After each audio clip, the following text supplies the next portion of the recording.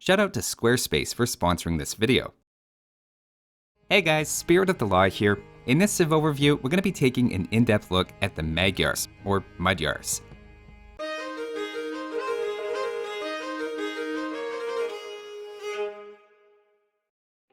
Now, Magyars are officially a cavalry civilization, and as we'll see, there's good reasons to say that. Though one of the big ideas I hope comes across through our deep dive here is how important their archery range is as a complement to the stable. By online performance, Magyars are comfortably above average in 1v1 open maps, but actually one of the worst picks on closed maps like Arena, largely on account of their heavy emphasis on mobility, which doesn't play as well against stone walls for obvious reasons. Where I think Magyars excel most though is in team games. Last summer, for instance, there was a poll on the Age of Empires forums asking which is the most flexible civilization able to go pocket or flank, and Magyars won that poll by a landslide. If you're someone who enjoys team games and likes to switch between playing pocket and flank, but looking for a single civilization that can do both, I think Magyars are a fantastic choice, with a very fun late game as well. Let's check them out.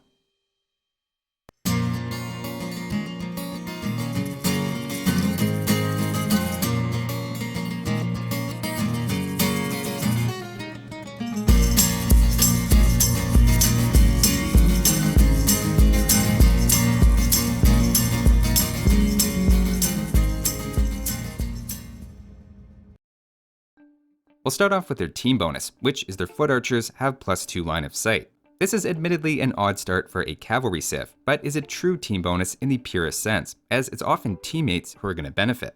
In 1v1s, Magyars typically go cavalry over foot archers in the early game, but are a popular pairing with an ally archer civ in 2v2 games, where Magyars would go cavalry and your ally archer civ benefits with extra line of sight. For archers, that sight will make it easier to spot enemy villagers when raiding, avoid town center fire, and also help keep an eye on enemy army movements. Seeing enemy mangonels a bit earlier, for example, can be the difference between keeping and losing an army of crossbows. It's not the best team bonus in the game, but definitely helps now and then. Moving on to the Magyar civ bonuses, the first is their villagers kill wolves and similar animals in one hit, apparently in reference to a Hungarian folk hero who killed 2 wolves with his bare hands. This is by far its strongest on Black Forest, where going forward to all choke points seems to lose villagers more often than I think we'd all like to admit, and is especially embarrassing now that shared line of sight between teammates in Dark Age is on by default. On the flip side, for a map like Nomad with no wolves, it's completely useless. Arabia is somewhere in the middle, and it helps now and then, but generally if you're going forward to make buildings or towers, you do it with multiple villagers anyway, so wolves aren't that big of a threat. I actually think this would be a more powerful bonus if it was given to the militia line, as that would help them reach their enemy at full health every time, and the way it is right now, it's mostly just for easier walling on Black Forest. Next up is arguably the closest thing they have to an eco bonus, which is their scout cavalry line is 15% cheaper. That saves 12 food per scout, which is a very popular opening, and if you make 8 scouts for example, you'll end up saving about 100 food. That doesn't really sound like a huge savings, but it at least takes some of the pressure off of your early farms. Some players think this even makes light cavalry viable in Castle Age, and this bonus carries right through to the Hussar, making it a popular late game choice. Of course, you also have the Magyar Hussar at the castle, which we'll look at in a moment, and this bonus does not affect, but for now, suffice to say this discount makes the scout line a natural feeling option at really any point in the game, with the downside that your soldiers are maybe a little hungry. Moving on, their final bonus actually synergizes really nicely with this as well, which is free blacksmith attack upgrades for melee units, helping your scout line of course, but also knights and your infantry. When making scouts, usually players are hesitant to commit an early 150 food for forging, which slows down your castle time, but it can have a dramatic effect on your raids. For example, it reduces the number of attacks needed against a villager from 10 to 8, meaning where previously a villager might escape with 4 or 8 HP left, Magyar scouts will actually succeed in picking off that villager. Obviously, this helps against enemy military units as well, with spearmen being taken out in 1 fewer attack, and in most cases, you'll win head-to-head against enemy scouts. In Castle Age, this is again significant, letting your knights take out villagers in 4 instead of 5 attacks, and the light cavalry actually benefits technically a little more, given its lower base attack. These upgrades are expensive as well, and by Castle Age, you've almost saved 500 resources, which is almost definitely more than you save from discounted scouts. Keep in mind, a lot of players tend to prioritize armor upgrades first for cavalry, as it helps more against crossbows and town center fire. And it is still a good idea for a Magyar player to pick up those armor upgrades as well. But very often, you'll have the edge in attack over an opponent who is also making knights in early Castle Age. Of course, this helps again in Imperial Age, by which time you've basically saved 1,000 resources.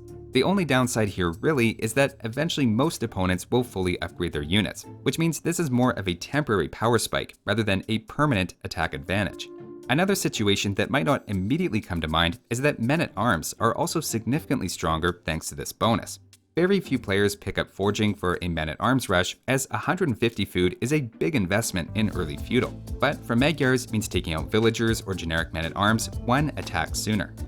So that's their bonuses, which seem pretty straightforward, gearing you up for opening scouts into knights as a standard safe plan, but with men-at-arms into archers also being a viable alternative that doesn't completely abandon your bonuses. The biggest issue here is that there's just no collection rate bonus or discount on ecotechs, so your opponent will almost always have an advantage in resources collected, more villagers, or something of that nature. Given your bonuses also set you up to get military out quickly and give them extra attack, you want to go in with an aggressive game plan as Magyars, as if you and your opponent end up booming behind your walls, then they probably have an advantage, highlighted by the Magyars' poor performance on Arena. Next though, let's move on to their castle and talk about their awesome looking unique unit, the Magyar Huszar. Magyars are a bit spoiled for choice, with 3 decent cavalry options, discounted light cavalry, Magyar Huszar, and the knight, all with free attack upgrades. Looking at their stats, Magyar Huszar basically split the difference in terms of attack and HP, being faster than the knight, but also having lower melee armor.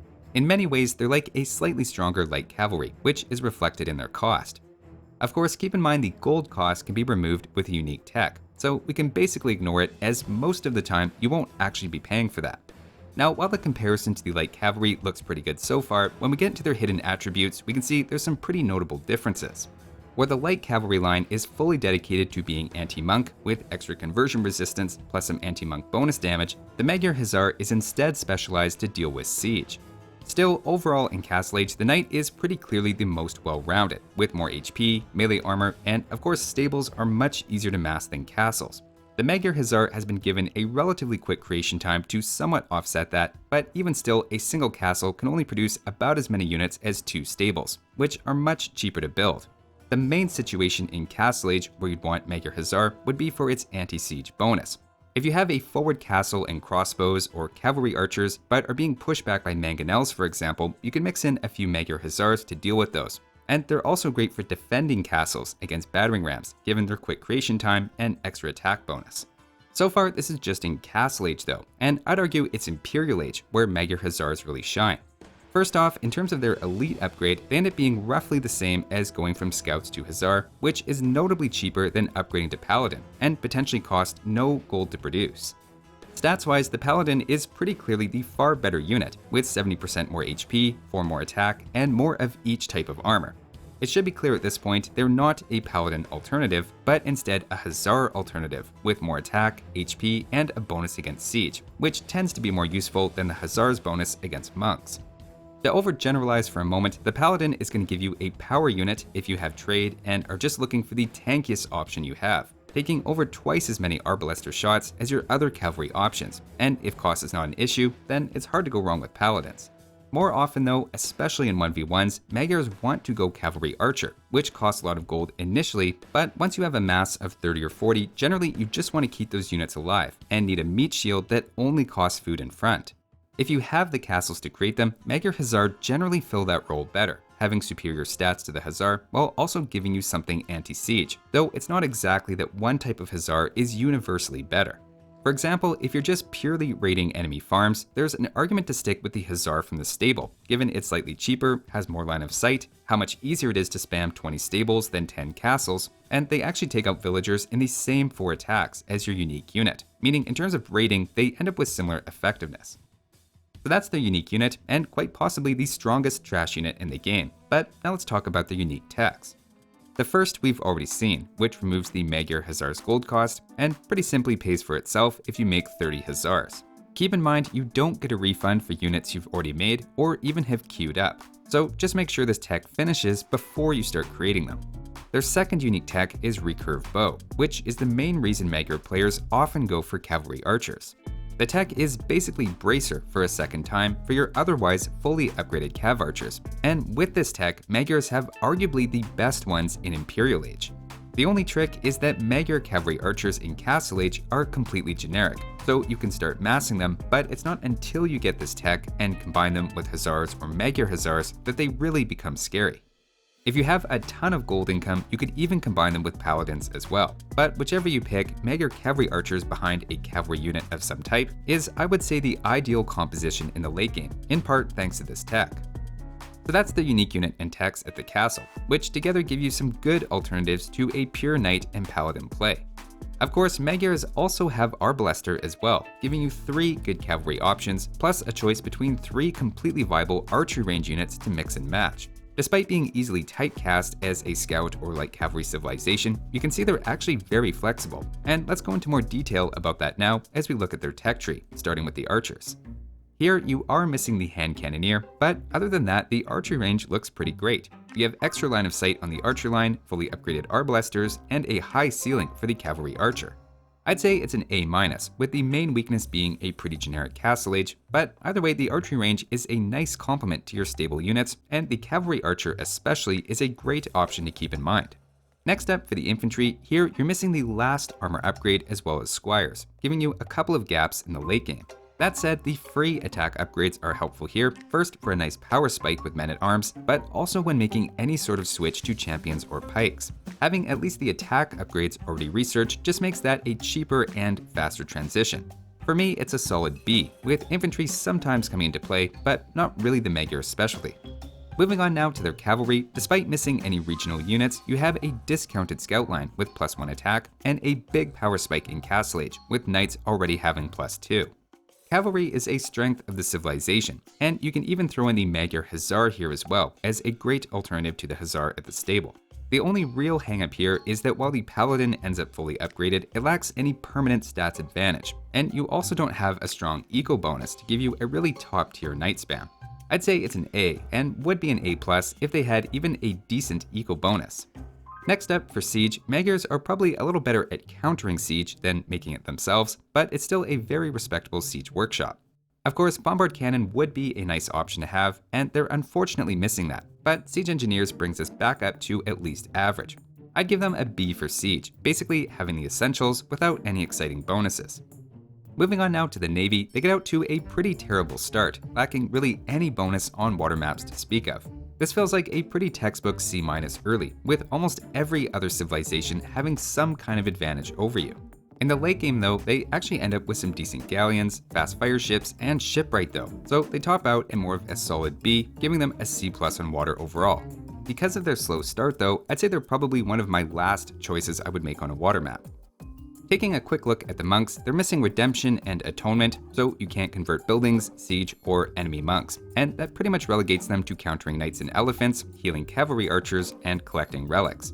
There's obviously no bonus helping here either, and I'd say it's a C+, as they have some of the good techs, but missing Redemption in particular takes away a lot of their use cases. Next up for defenses, here it's pretty rough, with no fortified walls, architecture, and their towers are pretty awful as well. The only way your bonuses help you defend is if you're being attacked by an army of wolves, and the lack of good defenses is another reason it pays to be aggressive with Magyars. I'd give them a C, and they're much better suited for raiding and being aggressive than they are holding out under a lot of pressure at home. And finally, for their trash units, that is, units that don't cost any gold, they have almost the full tech tree, only missing the last infantry armor upgrade. They make for a good comparison with the Spanish in our last overview, who did have everything, though in this case I think Magyars are a little better thanks to the option of the Magyar Hussar and discounted regular Hussar. Very often in Trash Wars, having just a couple of siege units can be really important, and it's almost impossible to keep a critical trebuchet or onager alive with Magyar Hussar running around. I'd give Magyars an A+, and they're quite possibly my favorite Trash War civilization. So to give a few final thoughts on strategies, the obvious opening for Magyars is of course Scouts in Feudal Age, given it hits a couple of your bonuses at once. At the same time, going men-at-arms into archers also works as well, and it's generally hard to go wrong with either stable or archery range units. Especially in Castle Age and beyond, Magyars are really at their best when combining units from those two buildings, given they often complement each other's weaknesses. The Knight line paired with skirmishers or cavalry archers with hussars are popular compositions in 1v1 games, and the only things they struggle against are cavalry civs with a very strong eco bonus or camels, as those can force you into your B roster units like pikes and arbalester. To that point, on 1v1 Arabia, Berbers, Hindustanis, and Gurjars are among their worst matchups. As I said off the top though, I really think it's team games where they shine the most, having the ability to go purely for cavalry as a pocket player into fully upgraded paladins, or alternately on the flank are perfectly comfortable going crossbows into arbalester or cavalry archers. There's just tons of flexibility, and it shouldn't be surprising to see them consistently having one of the best performances in team games. But speaking of outstanding flexibility and great results, if you have any interest in making a top tier website, you should check out this video's sponsor, Squarespace. If you're an entrepreneur, blogger, or someone looking to build an online presence but have no idea how to make a website from scratch, Squarespace has you covered with great tools to help you out and simplify the website building process. Using one of their templates, I was able to easily create a website for my online joke shop side hustle, Spirit of the Lull. Squarespace also has great third-party extensions to handle things like bookkeeping, taxes, shipping, and scheduling to accommodate your specific needs. You just pick a template and domain name and you're good to go. The best part is if you use my code, you get 2 free weeks to try it out, and if you like it, you get 10% off your first purchase of a website or domain.